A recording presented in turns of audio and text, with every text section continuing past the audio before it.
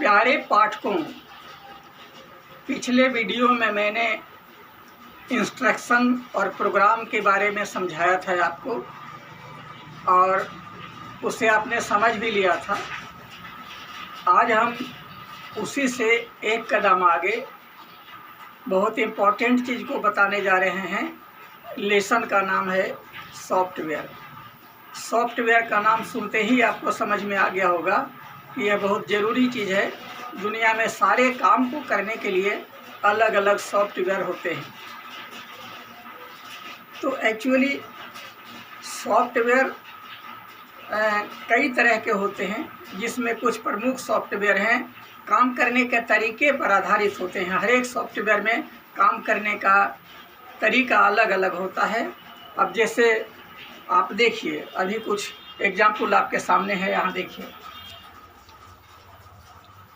जैसा कि हम पहले बता चुके हैं, सेट ऑफ इंस्ट्रक्शन को प्रोग्राम कहते हैं और इंस्ट्रक्शन देने के कई तरीके हैं। यही तरीका अभी मैंने कहा था कि हर एक में अलग अलग तरीका होता है। उदाहरण स्वरूप पहला तरीका, इस विधि में हर काम के लिए अलग अलग कमांड देना पड़ता था, जो टाइप करके देना पड़ता था। इसे कैरेक्टर यूजर इंटरफेस या कमांड ड्राइवन यूजर इंटरफेस कहा जाता था। जैसे मान लिया कि एक फाइल बनाना है, तो सबसे पहले कंप्यूटर को ऑन करना होगा। ऑन करने पर स्क्रीन पर डॉट दिखाई देगा, जिसे डॉट प्रॉम्प्ट कहते हैं। वहाँ पर कमांड इस प्रकार टाइप करते थे। मान लिया कि हमारा पहला प्रोग्राम फाइल बनाना है। इसके लिए कमांड इस प्रकार देते थे। डॉट प्रॉम्प्ट के बगल में इस फॉर्मेट में कमांड देते हैं। जैसे ये है डॉट प्रॉम्प्ट, इसके बगल में लिखते हैं क्रिएट। क्रिएट के बाद स्पेस देते हैं और उसके बाद फाइल का नाम लिखते हैं। जैसे ये डॉट है, यहाँ पर क्रिएट लिख दिया, और फाइल नाम राम नाम से अगर फाइल बनाना है तो यहाँ पर हमने लिख दिया राम। दूसरा प्रोग्राम, किसी फाइल के सारे रिकॉर्ड को बिना सीरियल नंबर के स्क्रीन पर डिस्प्ले करना है, तो इसके लिए कमांड इस प्रकार देते हैं। डॉट प्रॉम्प्ट, यहाँ देखिए यह है डॉट प्रॉम्प्ट, इसका नाम है। इसके बगल में लिखते हैं लिस्ट और ये स्पेस का सिंबल है। स्पेस दे करके ऑफ लिख देते हैं और इंटर की को दबाते हैं। उदाहरण के लिए देखिए, यहाँ पर डॉट प्रॉम्प्ट के बगल में लिस्ट लिख करके ऑफ लिख दिया और इंटर को दबा दिया। तो इतना कर देने से क्या होता है, लिस्ट आ जाता है, सभी प्रोग्राम का लिस्ट आ जाता है कि कितना तरह का प्रोग्राम उसमें है। तीसरा प्रोग्राम देखिए, किसी फाइल के रिकॉर्ड्स को शर्तों के साथ देखना। चौथा प्रोग्राम, किसी खास रिकॉर्ड्स का कंटेंट देखना। पांचवा प्रोग्राम, कर्सर को जंप कराकर किसी खास रिकॉर्ड पर ले जाना। छठा प्रोग्राम, किसी फाइल के कंटेंट को दूसरे फाइल में कॉपी करना। मतलब ये सारे जो है ना, इतने तरह के प्रोग्राम होते हैं, और सारे को सारे प्रोग्राम में कमांड टाइप करना होता था। देखिए यहाँ क्रिएट कमांड है, यहाँ लिस्ट कमांड है, यहाँ पर कॉपी कमांड है। इस तरह से अब जैसे देखिए, दूसरे फाइल में अगर ले जाना हो, किसी फाइल के कंटेंट को दूसरे फाइल में ले जाना है, तो देखिए यहाँ सी प्रॉम्प्ट में ये काम करता है। सी प्रॉम्प्ट लिखा हुआ है, फिर ये कॉपी कमांड का नाम हो गया, और स्पेस दे करके ओल्ड फाइल का नाम लिख देते हैं, जिसमें से फाइल को हटाना है, और फिर स्पेस दे करके न्यू फाइल नेम, नया फाइल का नाम लिख देते हैं, जिसमें ले जाना है। जैसे यहाँ देखिए, सी प्रॉम्प्ट के बगल में कॉपी लिखा, स्पेस दे करके सोर्स फाइल का नाम लिख दिया, और टारगेट फाइल का नाम यहाँ लिख देते हैं। तो मान लिया कि सोर्स फाइल या ओल्ड फाइल का नाम है राम, तो कॉपी के बाद स्पेस दे के नाम लिख दिया राम, और उसके बाद टारगेट फाइल का नाम है श्याम, तो स्पेस दे के श्याम लिख दिया और इंटर को दबा दिया। तो इस तरह से इस फाइल का सारा कंटेंट इसमें आ जाएगा।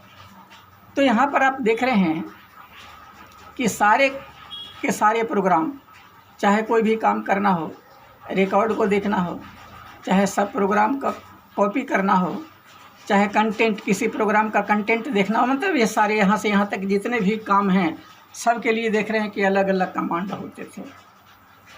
तो ये पहला तरीका है। यहाँ पर लिखा था मैंने पहला तरीका में कमांड टाइप करना होता था। उपरोक्त सभी प्रोग्राम का अगर एक सेट बना दिया है, माने वो सारा चीज़ जो अभी आपको बताए हैं, उपरोक्त सभी प्रोग्राम का अगर एक सेट बना दिया जाए तो उस पूरे सेट को सॉफ्टवेयर कहा जाएगा।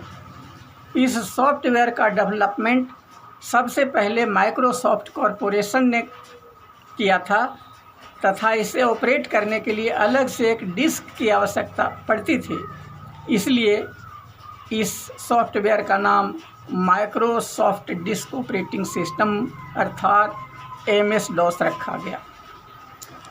ये था वो जो पुराना सॉफ्टवेयर था, उसका नाम था MS-DOS।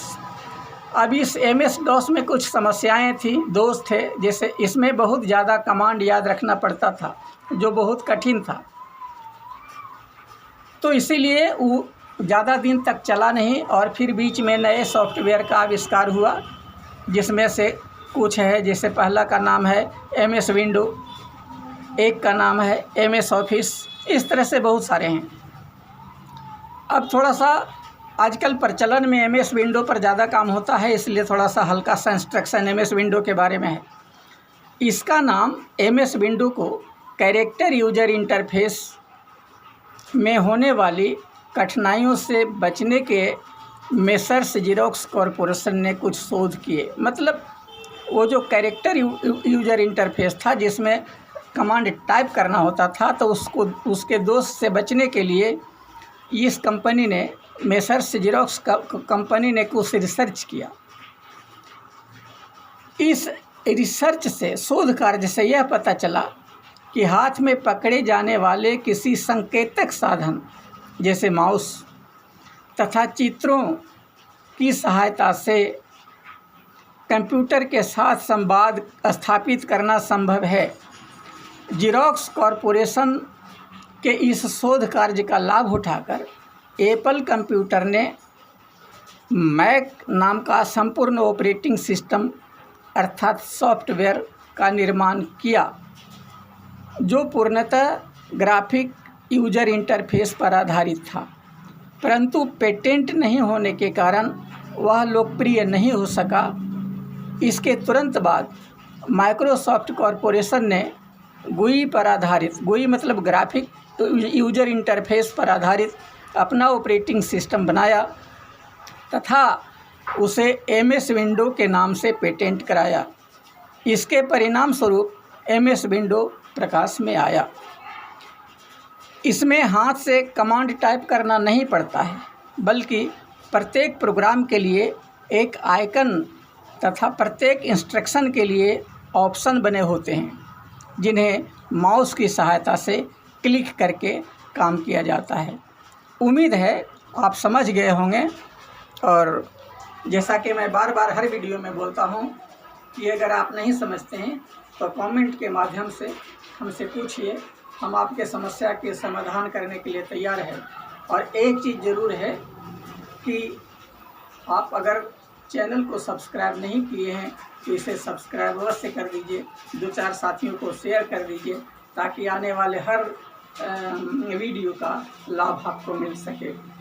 थैंक्स, धन्यवाद।